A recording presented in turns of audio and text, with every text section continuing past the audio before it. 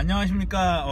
이번 질문은 뭐냐면, 항공정비사가 가지고 있어야 되는 것들, 그러니까 다시 항공정비사를 하기 위해 가져야 하는 것들, 그러니까 우리가 지금 우리 시대, 이게 뭐 다음 시대도 뭐 볼지는 모르겠지만, 지금 2017년 11월, 지금 2017년 2020년까지 그 이유도 됐어요. 저 크게 바뀌지 않는다고 생각하지만, 하여간 지금까지 어느 정도 확고하게 정리된, 그러니까 스펙이라고 할게요. 그 스펙은 무엇이 필요한가에 대해서 한번 이야기해 보도록 하겠습니다. 자, 첫 번째로, 저는 이제 순서를 이렇게 정했습니다. 1번, 2번, 3번, 4번, 물론 5번도 있겠지만 이렇게 할게요. 1번, 2번, 3번, 4번, 뭐가 제일 중요한가 라고 사람들이 제일 많이 묻거든요. 저는 물론 이제 우리가 알고 있는 스펙이 뭐가 있을까요? 종류 한번 얘기해 보면, 자격증이 있을 수도 있고, 학력이 필요하고요. 학력 무조건 필요해요. 군대를 다녀온 사람, 군인이 아니라 군필이라고 하죠. 군대를 다녀온 사람, 그리고 영어 점수 무조건 있어야 하니까 라고 얘기를 해요. 그 다음에 경력이 있어야 되나요? 있어야 되죠. 경력이 있는 것도 좋죠. 그래서 일부러 부사관을 선택하는 사람도 있으니까. 네, 어쨌든 이런 얘기들을 한번 해보도록 하겠습니다. 물론 이게 정설도 아니고 실제 그렇다는 것도 아니지만, 그냥 제가 여태까지 한 9년 동안, 또는 그 전부터 2000년부터 항공정비사가 되기 위해서 노력한 친구들의 이야기를 듣고, 또 저도 노력하고 교수님들의 이야기를 약간 어느 정도 종합해 보면 정리되는 부분이 있어요. 저는 제일 첫 번째가 학력도 있고 자격증도 있고 군필도 있지만, 첫 번째는 영어라고 생각합니다. 왜 그러냐면, 전문학교 친구들이나 대학 친구들이나 이런 친구들의 취업 형태를 보면 다 준비되어 있는데 영어가 없어서 취업을 못하는 친구들이 굉장히 많거든요. 우리 친구들의 설로, 또는 항공사 있는 친구들이 얘기했는지는 모르지만, 하나의 이야기는 뭐냐면, 영어 점수가 되지 않으면 자기소개서나 이력서를 아예 보지 않는다 라는 이야기가 있을 정도로 영어의 중요성은 굉장히 강조되고 있습니다. 물론 왜 영어가 필요하냐 라고 얘기하면 보통 이렇게 얘기해요. 우리가 사용하고 있는 항공기는 대부분 외국에서 만들어진 항공기가 많을 뿐더러, 우리나라에서도 항공기를 만드는데 그 매뉴얼조차 다 영어로 되어 있기 때문에, 그러면 그 영어를 해석하기 위해서 영어가 필요하다라고 얘기를 해요. 근데 실제 교본을 보셨는지는 모르겠지만, 교본을 보신 분들께서는, 한 번이라도 교본을 열어보신 분들이 있다면, 그 교본에 나온 영어가 그렇게 어렵지 않다는 걸 알 수 있어요. 일단 기본적으로 평서문하고 조금 노트나 이런 주의의 노트나 워닝이나 이런 데를 보면 평서문이에요. 이거 조심해라, 또는 이건 이렇게 작업해야 된다, 이런 것들이 나와 있습니다. 근데 그것조차 역시 우리가 수업 시간에 배웠던 단어들이 굉장히 많이 들어가 있어요. 그래서 그 단어들의 동사나 이렇게 엮으면 사실 해석하는 데는 크게 문제가 안 되고요. 그러면 실제 작업하는 것들은 다 명령문이에요. 동사가 앞에 와서 이렇게 해라, 이거 떼라, 이거 붙여라, 이거 이렇게 점검해라, 이거 수주해라, 이런 정도의 영어거든요. 그러면 그 영어를 해석하기 위해서 토익 점수는 얼마나 필요할까요? 사실은 500점 정도 넘으면, 그러니까 어느 정도 해석을 할 수 있는 친구들이라면 충분히 해석할 수 있는 수준의 영어입니다. 그러니까 저나 주변의 친구들, 영어를 많이 공부하지 않은 친구들도, 물론 지금 이제 와서 영어를 많이 공부하지만, 많이 공부하지 않았던 친구들도 교본을 볼 수 있을 정도였습니다. 그러면 교본을 보기 위해서 영어가 필요한 건 아니라는 얘기죠. 네. 그런데 왜 영어 점수가 그렇게 많이 좌우하느냐? 사실 교본을 보기 위해서, 교본에 있는 영어를 명확하게 해석하기 위해서, 그 해석을 좀 더 정확하게 하기 위해서 영어 점수가 필요한 것도 사실 맞긴 맞지만, 그런데 전체적인 해석을 하는데 그렇게 높은 영어가 필요하냐? 또 그럴 건 아니에요. 그런데 그 영어라는 학문이 사실은 항공정비사를 하는 항공정비사에 있는 항공사의 상황을 보면 여러모로 영어가 필요한 거예요. 그러니까 교본만 보는 것이 아니라 거기에 외국인이 있을 수도 있고, 또는 외국 항공사에서 주는 어떠한 그 항공기에 대한 정보 이런 것들 있죠. 이런 부분들, 그 다음에 또 그런 것이 궁금증이 생겼을 때 외국에 가서 외국 사람한테 물어볼 수 있는 그런 정도의 것들. 하여튼간 영어를 많이 사용하면 할수록 항공사에서는 일하기 편하다는 것이 기존 사실화되어 있는 겁니다. 그러니까 영어가 필요해요. 그러면 어느 정도까지 해야 되냐면, 물론 점수가 높을수록 좋죠. 네, 항공사에서도 사실은 예를 들면 그래요. 거의 동등하단 말이죠. 학력 가지고 있는 사람들 학력 가지고 있고, 그 다음에 자격증 가지고 있는 사람들 당연히 그 사람들끼리 경쟁할 거고, 경력 있는 사람들은 또 그 사람들이 경쟁할 거예요. 그런데 이 사람들이 항공정비사가 되기 위해서, 또는 항공사가 들어오기 위해서 얼만큼 노력했느냐는 사실은 영어 점수만 한 것이 없다고 생각을 합니다. 왜냐면 영어는 노력하지 않으면 점수가 안 올라요. 그렇기 때문에 그 영어 점수가 굉장히 좋은, 그러니까 사람을 선발하기 위한 기준이 되는 겁니다. 물론 영어만 가지고 사람을 선발하진 않아요. 왜냐면 항공사는 알다시피 일반 면접이 있고 임원 면접까지, 2차 면접까지 있는 그런 곳이기 때문에 그 사람의 됨됨이나 물론 다 거기서 파악할 수 있진 않지만, 그런 것들이 여러 가지가 다 종합돼서 그 사람을 뽑는 거긴 하지만, 일단 서류에서 봤을 때 영어 점수가 없으면 사실은 항공사에 들어갈 수가 없죠. 그래서 영어가 진짜 중요하게 된 겁니다. 제가 생각하기엔 그래요. 물론 이거 말고도 다른 이유가 있을 수도 있지만, 그냥 제가 여태까지 사람들하고 얘기하고 느끼고 또는 저도 나름대로 준비해본 결과 영어 점수가 굉장히 중요하다는 걸 알 수가 있었습니다. 자, 두 번째로는 학력을 이야기하고 싶은데요.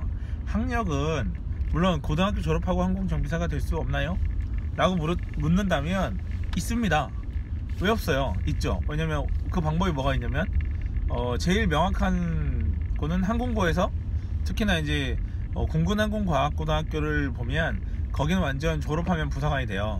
부사관으로 7년인가 근무를 하게 되는데, 그리고 심지어 그 사람들은 따로 뭘 하지 않아도 장기까지, 특별한 사고가 없으면 장기 선발까지 됩니다. 바로 그냥 거의 고등학교를 다니면 아예 직업 부사관이 되는 거예요. 거기서 이제 기체 특기를 받았다, 또는 항공정비 특기를 받았다 하면 그 사람들은 항공정비사가 되는 거죠. 고등학교 졸업하고 항공정비사가 되는 거예요. 또 뭐가 있냐면, 일부 모르는 사람도 있겠지만 대한항공과 아시아나항공에서는 항공기술훈련원이라는 것을 운영해요. 2년 동안 항공정비사 면허를 따기 위한 그런 과정을 운영을 하는데, 실제 그 항공기술훈련원에서 항기원이라고 줄여서 항기원이라고 부르는데, 거기에서 약간 우수한 친구들은 회사에 입사를 시키기도 합니다. 현재 상황은 어떻게 됐냐면, 예전에는 그냥 입사를 시켰는지 모르겠지만 대한항공 같은 경우는 2년의 인턴 과정을 거치게 하고요. 그 중에 괜찮은 친구들은 2년의 인턴 과정을 거치고 거기서도 열심히 하면 정직원이 되는 그런 과정이 있고요. 아시아나 같은 경우는 1년의 인턴 과정을 거치고 정직원이 되는 그런 길이 있어요. 원래부터 있었습니다. 근데 이거는 조건이 고등학교 졸업자 이상이고요. 그게 답니다. 군대 갔다 온 사람이 지원할 수 있습니다. 그런데 이게 어떻게 보면 사실상 기간이 길지만 그래도 여기 이렇게 취업하는 사람들이 덜어 있기 때문에 지금은 4년제 친구들도 많이 지원을 하고, 2년 옛날부터도 4년제 친구들도 많이 지원을 했겠죠. 근데 지금 더 두드러지게 많은 사람들이 지원하고 있는 상태이긴 합니다. 그런데 고등학교 졸업하고 항공정비사가 되는 케이스죠. 대신에 이제 영어 공부 많이 하셔야겠죠. 서류를 통과하시려면 어느 정도 영어 성적 이상이 돼야 되고, 한간의 이야기를 들어보면 기능사 점수나 산업기사나 이런 자격증을 갖고 있는 친구들한테도 약간의 어느 정도 이런 노력을 했구나 라는 그런 게 있다고는 합니다만, 물론 그건 정확하게 알 수 없으니까 일단 기본적으로 고등학교 졸업만으로는 그렇게 갈 수가 있긴 한데, 그게 몇 명이나 되냐는 거죠. 전체적인 정비사 이제 취업률을 보면 몇 명이나 있냐는 거죠. 그래서 최소한 전문학사 이상은 가지고 있어야 돼요. 그러니까 전문학교에서 받는 전문학사 이상은, 거기가 이제 가장 낮은 그러니까 고등학교를 제외하고, 고등학교는 거의 없다고 보면 되니까 가장 낮은 학력이라는 거죠. 그래서 그 학력 이상이 돼야 사실은 지원을 할 수 있고요. 지원 구분은 대졸과 초대졸로 나눠집니다. 그러면 전문학교에서 학사를 딴 사람들은 대졸인가요 아닌가요에 대한 질문은 아니라는 겁니다. 왜냐면 대졸 공채에 어떻게 명시되어 있냐고 보면 일반 대학 4년을 졸업한 자라고 되어 있어요.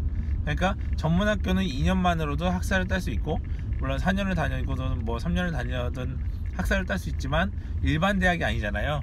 그렇기 때문에 전문학교 친구들은 학사를 따더라도 초대졸로 지원을 할 수 있고요.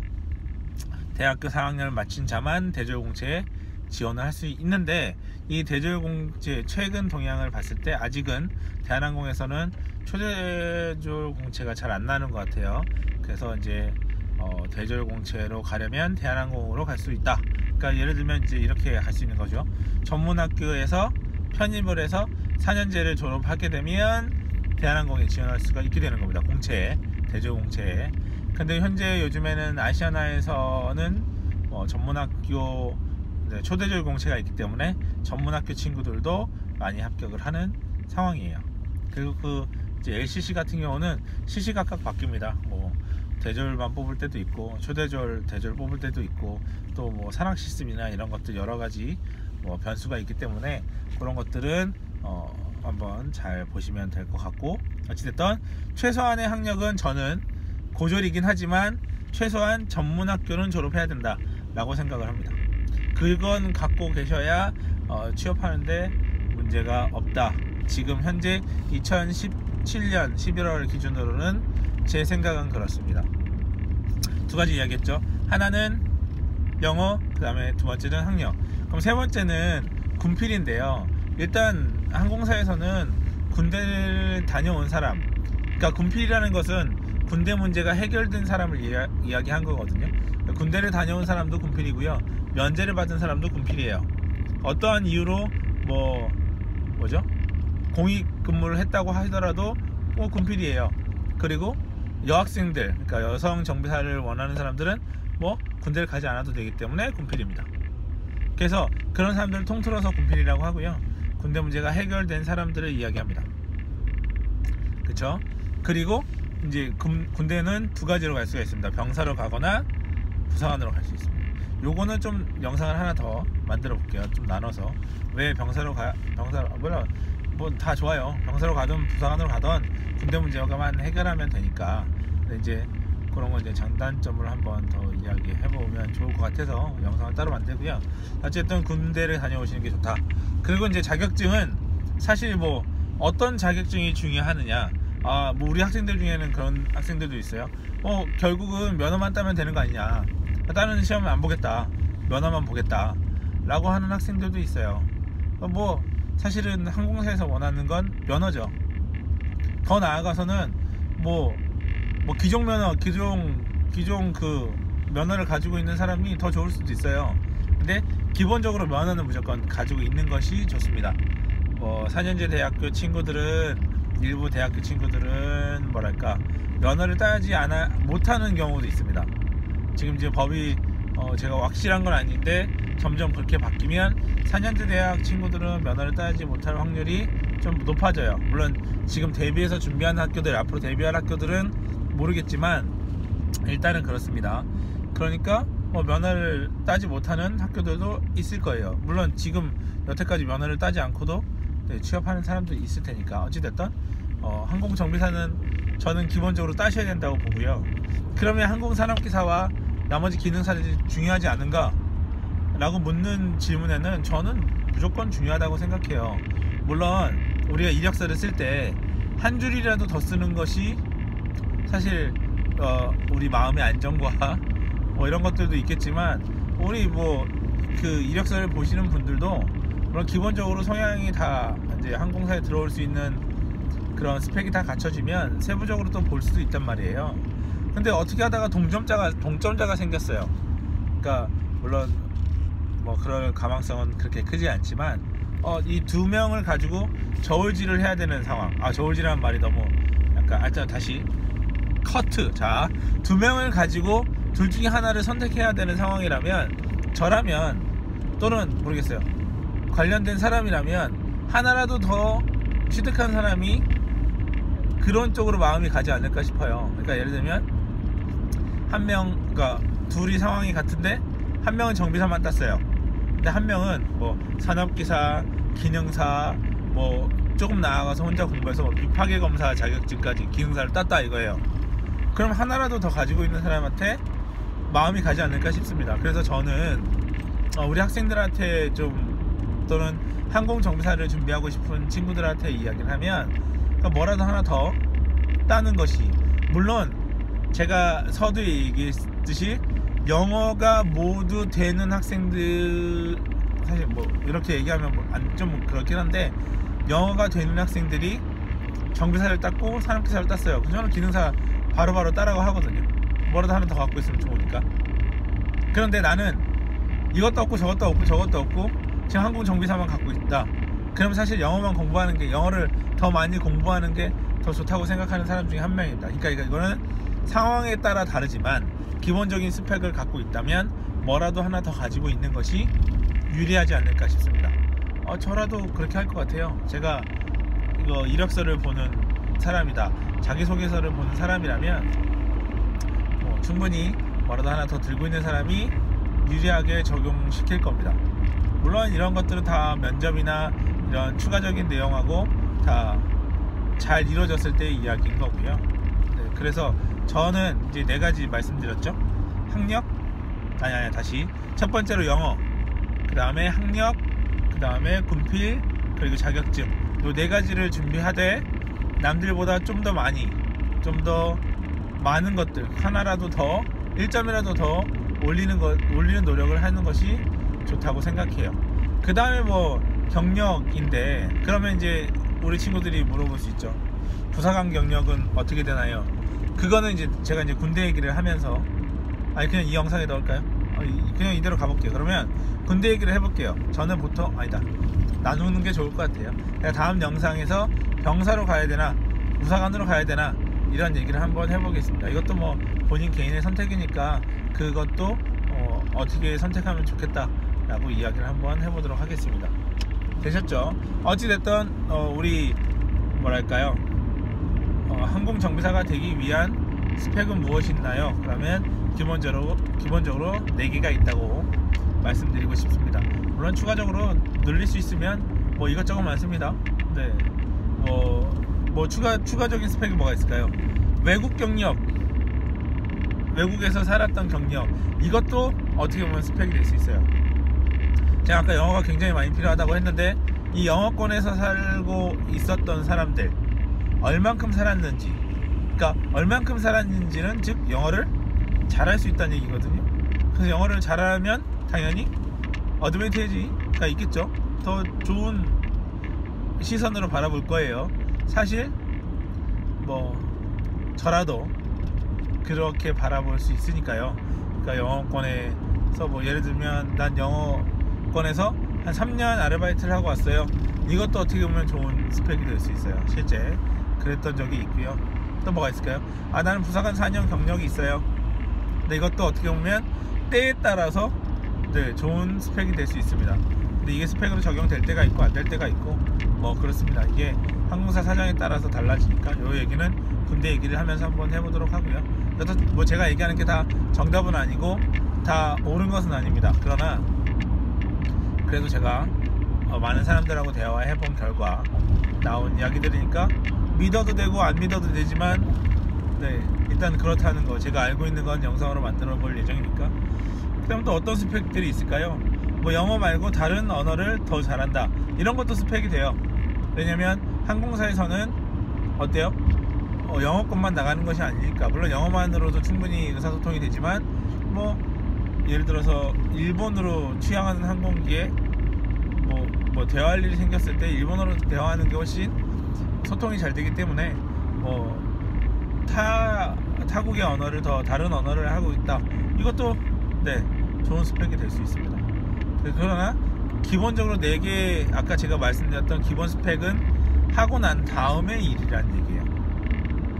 그렇기 때문에 이런저런 스펙들을 다 뭐 본인이 준비하면서 모으면 좋은 뭐 항공사에 좋은 뭐 남들보다 좀 수월하게 입사를 할 수 있는 장점이 있긴 하죠. 그래서 여러분들도 스펙을 쌓을 때 내가 지금 무엇을 갖고 있는지, 또는 나는 지금 뭐가 있는지, 이런 것들을 잘 파악하셔서 계획하시면 되고, 이 계획을 하는 데 있어서 제가 도움이 되는 부분이 있다면 얼마든지 상담을 통해서 도와드릴 수 있으니까 그렇게 한번 준비해 보도록 할게요. 굉장히 영상이 길어졌는데 영상 이렇게 길게 안 만들고 싶은데 말이 길어졌네요. 다음 영상은 그럼 군대 얘기 한번 해보도록 하겠습니다. 자, 여기까지 이번 영상은 마치도록 할게요. 안녕. 다음에 또 봐요. 네. 궁금한 거 있으면 여기로 연락 주세요. 알겠죠? 감사합니다. 안녕.